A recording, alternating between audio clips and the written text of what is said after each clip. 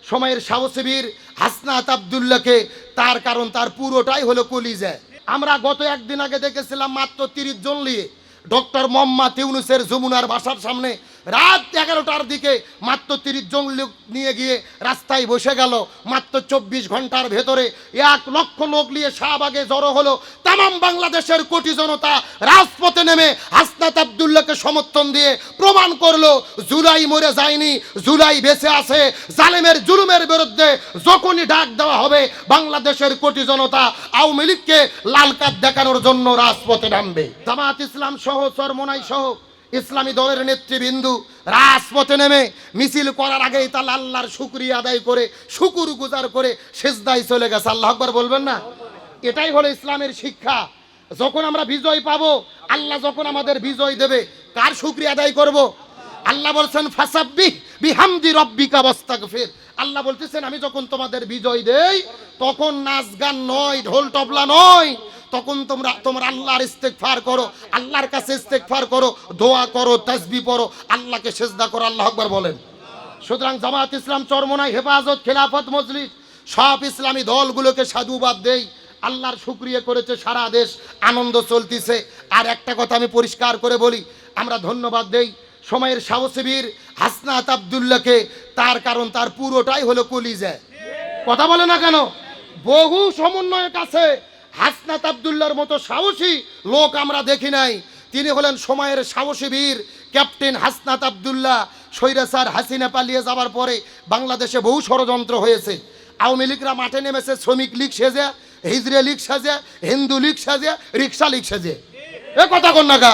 কিন্তু যত বেশি আন্দোলন হয়েছে প্রত্যেকটা আন্দোলনের ক্যাপ্টেন সেজে মোকাবেলা করেছে হাসনাত আব্দুল্লাহ। আল্লাহু আকবার বলেন। আমরা হাসনাত আব্দুল্লাহর জন্য দোয়া করি, আল্লাহ তাআলা তাকে হেফাজত করুন, তার নেক হায়াত দারাজ করে দিন। আমরা গত একদিন আগে দেখেছিলাম মাত্র 30 জন নিয়ে ডক্টর মোহাম্মদ ইউনূসের যমুনার বাসার সামনে রাত 11টার দিকে মাত্র 30 জন লোক নিয়ে গিয়ে রাস্তায় বসে গেল। মাত্র 24 ঘন্টার ভেতরে 1 লক্ষ লোক নিয়ে শাহবাগে জড়ো হলো। তামাম বাংলাদেশের কোটি জনতা রাজপথে নেমে হাসনাত আব্দুল্লাহকে সমর্থন দিয়ে প্রমাণ করলো জুলাই মরে যায়নি, জুলাই বেঁচে আছে। জালেমের জুলুমের বিরুদ্ধে যখনই ডাক দেওয়া হবে বাংলাদেশের কোটি জনতা আওয়ামী লীগকে লাল কার্ড দেখানোর জন্য রাজপথে নামবে। মুফতি কাজী ইব্রাহিম 80 বছর প্রায় তার বয়স, এই লোকটাও হাতে পতাকা নিয়ে রাজপথে নেমেছে। সুবহানাল্লাহ বলবেন না? রফিকুল ইসলাম মাদানী, আমাদের প্রিয় ভাই ডক্টর আবুল কালাম আজাদ বাশার, বড় বড় আলেম রাজপথে নেমেছে। এই যে আমাদের মঞ্চে যে আলেমগুলো বসে আছেন অধিকাংশই রাজপথে নেমেছে। তারাও প্রমাণ করেছে জুলাইয়ের বিরুদ্ধে আলেমরা নয়, বরং ইসলামপন্থীদের কারণেই জুলাইয়ের বিপ্লব হয়েছে আর আওয়ামী লীগ নিষিদ্ধ হলো। কিন্তু আমাদের মনে কষ্ট কি জানেন? বিপ্লব হয়ে যাওয়ার পরে কিছু সেকুলার তেলতেলা গোয়েন্দার এরা আলেমদের বিরুদ্ধে কথা বলে আলেমেরা জুলাই বিপ্লবী ছিল না। আমরা এই সমস্ত মুনাফিক বাটবারদের বলতে চাই, আলেমরা রাজপথে নেমেছিল দেখেই জুলাই সফল হয়েছে। আলেমরা রাজপথে নেমেছিল দেখেই আওয়ামী লীগকে নিষিদ্ধ করতে বাধ্য হয়েছে। কিন্তু বিপদত পড়লে আমাদেরকে ডাকে, বিজয় যখন হয়ে যায় আর হুজুরদের কোনো ডাক, হুজুরদের দাম দিতে চায় না। এদেরকে বলতে চাই হুজুরদের মাথায় কাঁঠাল লেগে ভেঙে খাবার দিন শেষ। কথা কন না গা? আর আমাদের পাতানো ফাঁদে পা দেব না। এখন বাংলাদেশের আলেম সমাজকে ঐক্যবদ্ধ হতে হবে। স্বাধীনতার 54 বছর পার হয়ে গেছে, এক দল ক্ষমতায় এসেছে আর এক দল ক্ষমতার থেকে চলে গেছে, আমরা শান্তি পাইনি। সুতরাং শান্তির জন্য ঘোষণা, এই বাংলার জমিনে সব দল দেখা শেষ। আগামীতে আলেমদের নেতৃত্বে কোরআনের বাংলাদেশ। এই কোরআনের বাংলাদেশ দেখতে কারা কারা রাজি? দুটি হাত আল্লাহকে তুলে দেখান। আলিম ওলামা যেখানে, আব্দুল সালাম ভাই যেখানে, বিপ্লব বিপ্লব ইসলামী বিপ্লব, বাংলার ভবিষ্যৎ ইসলামী বিপ্লব, বাংলার ভবিষ্যৎ। ভারতের দালালেরা হুঁশিয়ার সাবধান, ভারতের দালালেরা। আল্লাহ কবুল করুক, বলেন আমিন। তাহলে বলেন আলেমেরা জুলাই বিপ্লবে আছে না নাই? কিন্তু বাংলাদেশ সরকারের একজন উপদেষ্টা মাহফুজ আলম, চেনেন না আপনারা?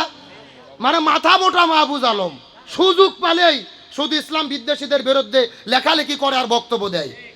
গতকালকে আওয়ামী লীগ নিষিদ্ধ হলে আর তো উচিত ছিল আলেমদেরকে ধন্যবাদ জানানো। ও ফেসবুকে পোস্ট দিয়ে লিখতেছে পাকিস্তান বাদ দিতে হবে, আলেমদের পাকিস্তানের প্রীতি বাদ দিতে হবে, ৭১-এর জন্য মাপ চাইতে হবে। আমরা মাহফুজ আলমকে বলতে চাই, ৭১-এর জিকির করে করে স্বৈরাচাররা পালাতে বাধ্য হয়েছে, আর ৭১ দিয়ে জনগণকে ভুল বোঝানো যাবে না। ৭১-এর চেতনা নিয়ে রাজপথে যারাই নামবে তাদেরকেই ন্যাংটা করে বিদায় করা হবে। আমরা অবশ্যই ৭১-কে ভালোবাসি, সম্মান করি, শ্রদ্ধা করি, তবে ৭১-এর চেতনার নাম দিয়ে আলেমদের বিরোধিতা করলে সেটা মানা হবে? আচ্ছা বলেন তো, আমরা কি পাকিস্তানের দালালি করি? যারা আলেমদেরকে পাকিস্তানের দালালি বলে, আমরা পাকিস্তানের দালালি করি না, ওরাই ভারতের দালালি করে, ওরাই ভারতে পালিয়ে যায়। সুতরাং কোন আলেম, ভালো করে বোঝেন, অবশ্যই পাকিস্তানকে মহব্বত করি, এটা দেশ হিসেবে না, পাকিস্তানকে আমরা মহব্বত করি তার ধর্মের কারণে, তার কারণ তারাও ইমানদার, আমরাও ইমানদার। আর ভারতকে আমরা ঘৃণা করি হিন্দু হওয়ার জন্য না, কারণ ভারত হলো স্বার্থবাদী দেশ। বাংলাদেশ স্বাধীন হওয়ার পর থেকে বাংলাদেশ থেকে শুধু নিয়েছে কিন্তু কিছু দেয়নি। আরে ভাই, ওরা হিন্দু, এই জন্য কি আমরা ওদের ঘৃণা করি?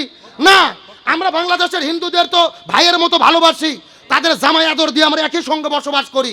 তাহলে হিন্দু হওয়ার জন্য ভারতের প্রতি ঘৃণা না, ভারতের ঘৃণা হলো ভারত হলো বাটপার, চিটার, এরা বাংলাদেশ থেকে শুধু নেয় কিন্তু দেয় না, বাংলাদেশকে ধ্বংস করার ষড়যন্ত্র করে। সুতরাং বলতে চাই মাহফুজ আলমকে, তুমি সাবধান হও, আলেমদের বিরুদ্ধে বক্তব্য দিও না। আলেমদের বিরোধিতা করে একদল পালিয়ে গেছে, আবার যারা বিরোধিতা করবে এরা হেলিকপ্টার চড়াও চাষ পাবে না। আল্লাহ তাআলা সঠিক বুঝদান করুক, বলেন আমিন। তাহলে বলতে চাচ্ছিলাম, রসুলের অনুসরণ সকল জায়গায় করার দরকার আছে না নাই? আরো জোরে বলেন। আমার প্রিয় বন্ধুগণ, মুসলমান ভাইরা গভীর মনোযোগ। নবীকে যদি অনুসরণ করি, নবীর আদর্শ যদি মেনে নেই, তাহলে আমাদের কি লাভ হবে? আল্লাহ তাআলা কোরআনের মধ্যে বলেন, কুল ইন কুনতুম তুহিব্বুনাল্লাহা ফাত্তাবিউনি ইউহিব্বুকুমুল্লাহ ওয়া ইয়াগফির লাকুম যুনুবাকুম আল্লাহু গফুরুর রহিম। আরো জোরে বলেন দেখি, আল্লাহু আকবার। আল্লাহ রাব্বুল আলামিন বলেন, কুল, হে রাসূল আপনি বলে দেন, ইন কুনতুম তুহিব্বুনাল্লাহা, যদি তোমরা আল্লাহর ভালোবাসা পেতে চাও, আল্লাহর সান্নিধ্য লাভ করতে চাও, চিৎকার করে বলেন তো, আমরা আল্লাহর ভালোবাসা চাই কি চাই না? আরো জোরে বলেন, কারা কারা চাই? দুটি হাত আল্লাহকে তুলে দেখান, লিল্লাহি তাকবীর।